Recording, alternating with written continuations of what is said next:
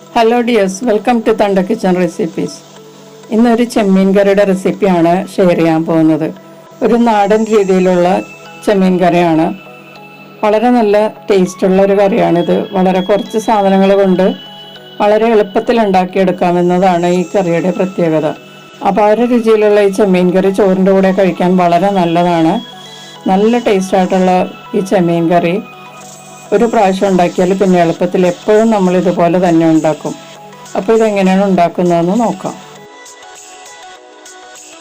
ചെമ്മീൻ കറി ഉണ്ടാക്കാനുള്ള ബൗൾ ഞാനിവിടെ എടുത്തു വെച്ചിട്ടുണ്ട്. 500 ഗ്രാം ചെമ്മീൻ ക്ലീൻ ചെയ്ത് എടുത്തതാണിത്. ഇത് ഈ ബൗളിലേക്ക് ഇട്ട് കൊടുക്കാം.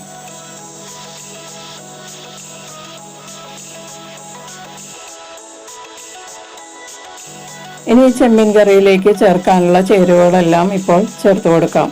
2 വലിയ സവാള ചെറുതായി കട്ട് ചെയ്തത് ചേർക്കാം. ഇനി ഒരു മീഡിയം വലിപ്പത്തിലുള്ള തക്കാളി ചെറുതായി കട്ട് ചെയ്തത് അതും കൂടി ചേർത്ത് കൊടുക്കാം.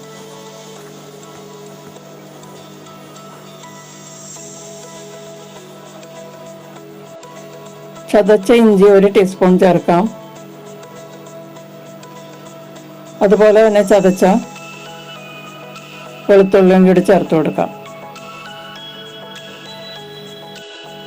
എരിവിനുള്ള പച്ചമുളക് ചേർക്കാം. 2 വലിയ പച്ചമുളകാണ് ഞാൻ ചേർക്കുന്നത്. അധികം എരിവില്ലാത്ത തരം പച്ചമുളകാണിത്. ഇനി മസാലപ്പൊടികൾ ചേർത്ത് കൊടുക്കാം. 1/4 ടീസ്പൂൺ മഞ്ഞൾപ്പൊടി ചേർക്കാം. 2 ടീസ്പൂൺ കാശ്മീരി മുളക് പൊടി ചേർക്കാം.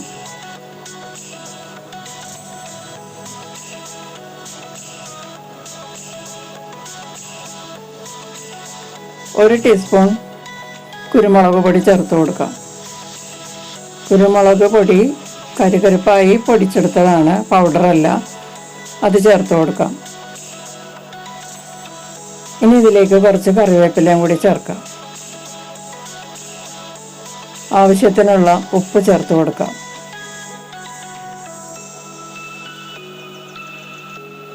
മൂന്ന് ടേബിൾ സ്പൂൺ വെളിച്ചെണ്ണ ചേർക്കാം.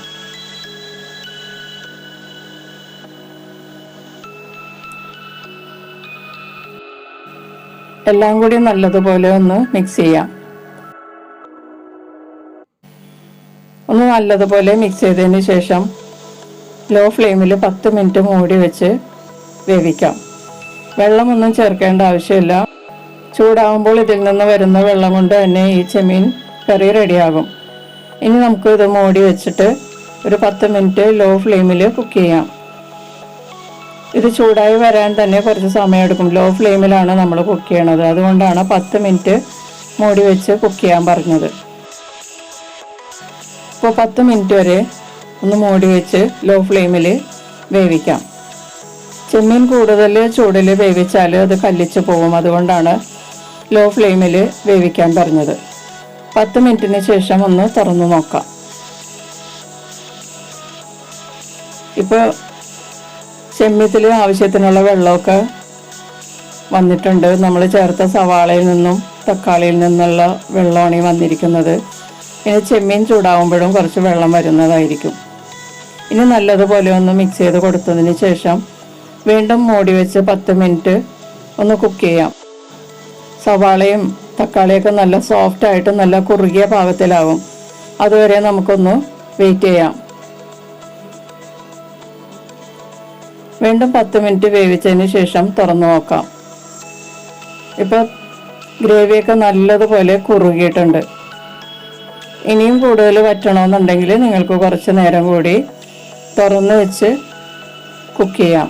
അപ്പോൾ നല്ല തിക്കായിട്ടുള്ളത് കിട്ടും. ഇതിപ്പോൾ കുറച്ച് ഗ്രേവിയുള്ള ടൈപ്പാണ്. ഈ പാകത്തിലെടുത്താൽ നമുക്ക് ഇടിയപ്പത്തിൻ്റെ കൂടെയും അപ്പത്തിൻ്റെ കൂടെയൊക്കെ കഴിക്കാൻ പറ്റും. ചോറിൻ്റെ കൂടെ കഴിക്കാൻ വളരെ നല്ലൊരു ചെമ്മീൻ കറിയാണിത്. ഇനി അവസാനമായിട്ട് കുറച്ച് വേപ്പിലയും 1 ടേബിൾ സ്പൂൺ വെളിച്ചെണ്ണയും കൂടി ചേർത്തിട്ട് ഒന്ന് മിക്സ് ചെയ്താൽ നാടൻ രീതിയിലുള്ള ചെമ്മീൻ കറി റെഡിയായി.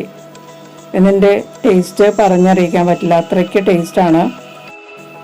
വളരെ എളുപ്പത്തിൽ ഉണ്ടാക്കാൻ പറ്റിയൊരു ചെമ്മീൻ കറിയാണിത്. നാടൻ കറിയാണ് ഇത്. എണ്ണയൊന്നും ചൂടാക്കാത്തത് കൊണ്ട് കുറച്ച് ഹെൽത്തി ആയിട്ടുള്ള കറികളിലൊന്നാണിത്. അപ്പോൾ എല്ലാവരും ഒന്ന് ട്രൈ ചെയ്ത് നോക്കുക. നമുക്ക് മറ്റൊരു റെസിപ്പിയുമായിട്ട് വീണ്ടും കാണാം. Thank you.